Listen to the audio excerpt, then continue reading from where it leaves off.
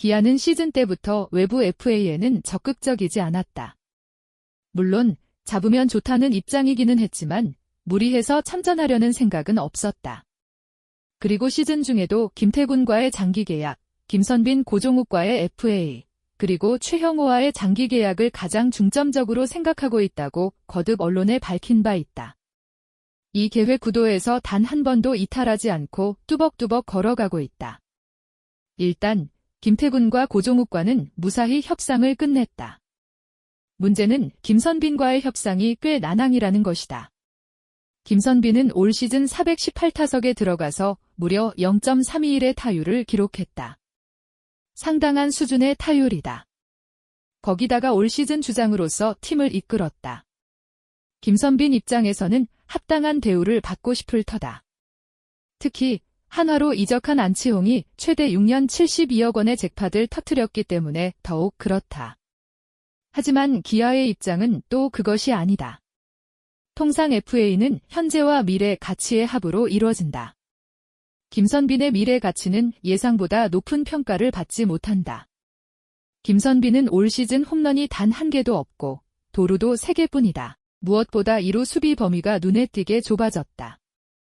컨택 능력 외에는 활용도가 제한되는 단점이 있다.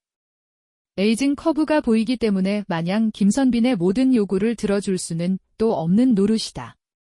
하지만 그렇다고 김선빈을 박하게 대할 수도 없다.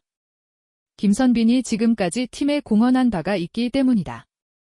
심재학 단장은 둘이는 김선빈이 필요하다. 그리고 잡으려고 생각하고 있다라고 강한 어조로 말했다. 그러면서 데이전트와 계속 만나고 전화도 자주 하면서 거리를 좁혀가려고 노력하고 있다. 현재도 계속 협상은 하고 있고 그래도 입장차가 많이 좁혀진 상황이다라고 말했다. 바로 타결이 되지는 않겠지만 진전이 보인다는 것을 에둘러 표현한 것이다. 결국 총액이 차이가 있다면 입장차를 조율하기 가장 좋은 것은 옵션이다.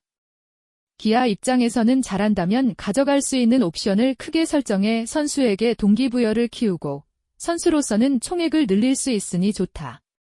문제는 이 옵션이 어느 정도 난이도가 있고 선수가 어느 정도까지 수용할 수 있느냐 여부이다.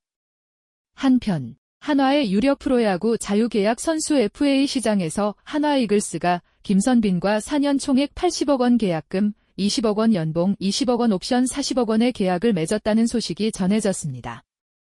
한화는 김선빈을 영입하기 위해 적극적인 행보를 보였습니다.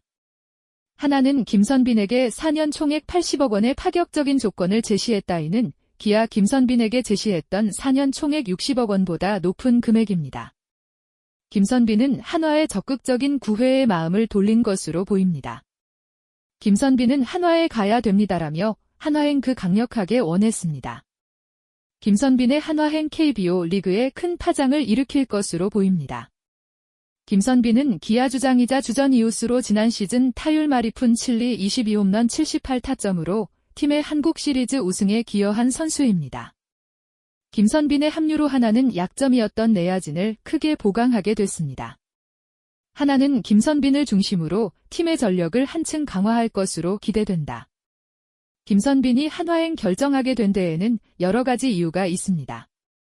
첫째, 김선빈은 한화의 구단 어린 구회에 감동받은 것으로 보입니다. 김선빈은 한화의 김성근 감독과 구단 고위 관계자와의 만남에서 한화의 미래를 위해 함께하겠다는 말을 듣고 마음을 굳힌 것으로 알려졌습니다.